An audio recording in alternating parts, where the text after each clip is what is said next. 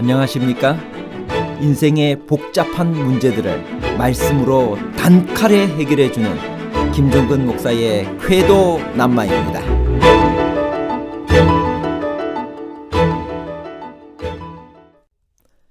애굽에 10가지 재앙이 내렸을 때 애굽 사람들이 가장 충격받은 것은 무엇이었을까요?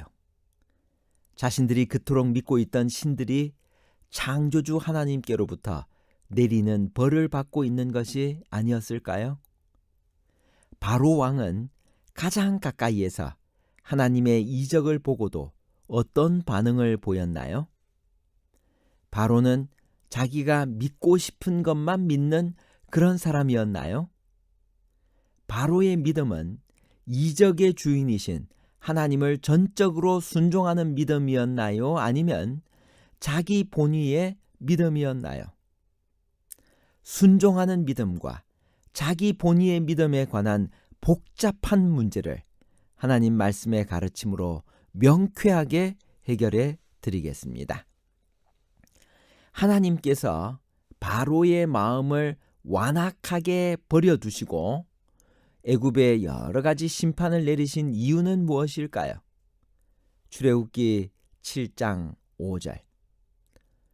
내가 내 손을 애굽 위에 펴서 이스라엘 자손을 그 땅에서 인도하여 낼 때에야 애굽 사람이 나를 여호와인 줄 알리라 하시매. 첫 번째는 이스라엘 백성과 애굽 사람들에게 하나님의 영광을 드러내기 위해서였습니다. 하나님께서 심판을 내리신 이유, 하나님이 어떤 분인지, 하나님의 영광을 어떻게 드러낼까 고민하셨던 것입니다. 그러나 또 한 가지 목적은 애굽 사람들을 위해서였습니다. 비록 애굽인들이 그처럼 오랫동안 하나님에 대해 알기를 거절해 왔지만 하나님께서는 계속해서 그들에게 회개할 기회를 주셨습니다. 오래 참으시고 노하기를 더디하시고 동정심이 많으신 여호와께서 내리셨던 각 재앙들은 그것들 나름대로의 목적이 있었습니다. 재앙을 통해서 그들이 섬겨온 바로 그 신들의 허무함을 뼈저리게 느낀 애굽 사람들이 여호와 하나님께 돌아오게 하려는 것이 재앙을 주신 목적 중에 하나였습니다. 출애굽 당시 모세와 아론의 나이는 몇 살 정도 되었을까요? 출애굽기 7장 7절. 그들이 바로에게 말할 때 모세는 80세이었고 아론은 83세이었더라. 모세와 아론의 나이 차이는 3살입니다. 아론이 살아있는 것을 보면 남자아이를 죽이라는 명령은 모세가 태어나기 직전에 반포되었을 것입니다. 누님인 미리암은 모세를 나일강에서 지켜보기까지 했으니 최소한 7년에서 약 10년 차이가 되었을 것입니다. 모세와 아론은 다시 바로에게 갔습니다. 바로 앞에서 행한 첫 번째 이적은 무엇이었을까요? 애굽의 술객들도 그 이적의 흉내를 낼 수 있었나요? 그러나 그 차이점은 무엇이었을까요? 출애굽기 7장 8절에서 13절에 있는 말씀을 읽겠습니다. 여호와께서 모세와 아론에게 일러 가라사대 바로가 너희에게 이르기를 너희는 이적을 보이라 하거든 너는 아론에게 명하기를 너희의 지팡이를 가져 바로 앞에 던지라 하라. 그것이 뱀이 되리라. 모세와 아론이 바로에게 가서 여호와의 명하신 대로 행하여 아론이 바로와 그 신하 앞에 지팡이를 던졌더니 뱀이 된지라. 바로도 박사와 박수를 부르매 그 애굽 술객들도 그 술법으로 그와 같이 행하되 각 사람이 지팡이를 던짐에 뱀이 되었으나 아론의 지팡이가 그들의 지팡이를 삼키니라. 그러나 바로의 마음이 강팍하여 그들을 듣지 아니하니 여호와의 말씀과 같더라. 애굽의 술객들은 실제로 그들의 지팡이를 뱀으로 만들지 못했습니다. 큰 사기꾼 사탄의 조력을 받아 마술로서 그들은 그렇게 보이도록 할 수 있었습니다. 사탄의 능력으로는 지팡이가 산뱀이 되게 할 수 없습니다. 악의 임금은 타락한 천사로 온갖 지혜와 능력을 가지고 있었지만 창조할 능력이나 생명을 줄 수 있는 능력은 가지지 못했습니다. 이것은 하나님께서만 가지신 고유 권한입니다. 그러나 사탄은 자기의 능력으로 할 수 있는 모든 것을 다해서 모조품을 만들어냈습니다. 인간의 눈에는 지팡이가 뱀으로 변한 것처럼 보였습니다. 그렇기 때문에 바로와 그의 신하들은 그것을 사실로 믿었습니다. 드디어 첫 번째 재앙이 애굽에 내립니다. 그것은 무엇이었고 애굽 사람들에게 준 충격은 무엇이었을까요? 애굽의 술객들도 그 일을 할 수 있었을까요? 출애굽기 7장 20절에서 25절입니다. 모세와 아론이 여호와의 명하신 대로 행하여 바로와 그 신하의 목전에서 지팡이를 들어 하수를 치니 그 물이 다 피로 변하고 하수의 고기가 죽고 그 물에서는 악취가 나니 애굽 사람들이 하수물을 마시지 못하며 애굽 온 땅에는 피가 있으나 애굽 술객들도 자기 술법으로 그와 같이 행하므로 바로의 마음이 강팍하여 그들을 듣지 아니하니 여호와의 말씀과 같더라.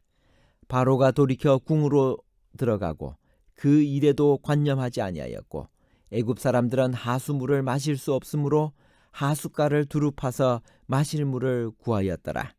여호와께서 하수를 치신 후 7일이 지나니라. 나일강이 피가 되어 흐르는 것은 무서운 광경이었을 것입니다. 나일 강물을 마실 수 없는 것은 불편한 일이었습니다. 그렇지만 그것은 참을 수 있었습니다. 마실 물도 샘에서 얻을 수 있었습니다. 그러나 애굽 사람들을 충격으로 몰아넣은 것은 나일강의 신 하피 혹은 닐루스의 무력이었습니다. 히브리인의 하나님이 아무리 강하다 해도 애굽의 신만은 못할 줄 알았습니다. 그렇기 때문에 오랜 세월 자기 백성을 애굽의 노예 생활에서 구원하지 못했을 것이라고 생각했습니다. 그러나 그런 생각은 첫 번째 재앙에서 산산이 깨어졌습니다. 그런데 성경에 보니까 애굽 술객들도 자기 술법으로 그와 같이 행함으로 바로의 마음이 강팍하여 그들을 듣지 아니했다라고 기록하고 있는데, 실제로 이 애굽의 술객들이 물이 피가 될 수 있도록 그렇게 했을까요? 출애굽기 7장 22절에 대한 재림교 주석은 다음과 같이 설명하고 있습니다. 저들의 위장된 이적에 대하여 어떤 엄격한 검사도 없었기 때문에 그것이 하나의 속임수임에도 불구하고 결과적으로 그것은 진짜인 것으로 여겨졌다. 만약 그 사람들이 주장하는 그러한 능력을 소유했다면 나일강의 핏물도 정상적인 물로 되돌릴 수 있었을 것이다. 바로 왕이 이적의 모조품에 대하여 만족스러워한 것은 그의 어리석음을 보여주는 것이며 여기서는 아마도 그의 마음이 강팍해져 있었기 때문에 그러했을 것이다. 그는 그가 믿고 싶은 것을 믿었다. 바로는 자기가 듣고 싶은 것만 들었고 자기가 보고 싶은 것만 보았고 자기가 믿고 싶은 것만 믿는 그런 사람이었습니다. 하나님께서 애굽에 내린 10가지 재앙은 단순히 바로를 위협하기 위한 천재지변이나 사건이 아니었습니다. 그것은 애굽 사람들이 의지하고 섬기던 신들에 대한 하나님의 징벌이었습니다. 애굽에 어떤 신들에게 벌을 내리신 것이었을까요? 출애굽기 12장 12절. 내가 그 밤에 애굽 땅에 두루 다니며 사람과 짐승을 물어하고 애굽 나라 가운데 처음 난 것을 다 치고 애굽의 모든 신에게 벌을 내리리라. 나는 여호와로라. 민수기 33장 4절. 애굽인은 여호와께서 그들 중에 치신 그 모든 장자를 장사하는 때라. 여호와께서 그들의 신들에게도 벌을 주셨더라. 하나님께서 10가지 재앙을 내리셨습니다. 그 10가지 재앙은 애굽 사람들이 믿고 있었던 10개의 신이었습니다. 그 신들이 벌을 받은 것입니다. 그래서 성경은 분명히 이야기하기를 하나님께서 애굽의 모든 신에게 벌을 내렸다라고 기록을 하고 있는 것입니다. 하나님의 이적과 사탄의 이적의 차이는 무엇일까요? 첫 번째, 하나님의 이적은 사실이고 사탄의 이적은 흉내내는 것입니다. 두 번째, 하나님의 이적은 창조의 능력이 있고 사탄의 이적은 창조의 능력이 없습니다. 세 번째, 하나님의 이적은 유익하고 사탄의 이적은 해를 가져옵니다. 결론입니다. 첫 번째, 하나님께서 애굽에 여러 가지 심판을 내리신 이유는 이스라엘 백성과 애굽 사람들에게 하나님의 영광을 드러내기 위해서였습니다. 또한 애굽 사람들이 여호와 하나님께로 돌아오게 하려는 것이 재앙을 주신 목적 중에 하나였습니다. 두 번째, 애굽에 내린 10재앙은 하나님께서 애굽 사람들이 믿고 있는 10개의 신들에게 벌을 내리신 것입니다. 세 번째, 바로의 믿음은 이적의 주인이신 하나님을 전적으로 순종하는 믿음이 아니라 자기 본의의 믿음이었습니다. 바로는 자기가 믿고 싶은 것만을 믿었습니다.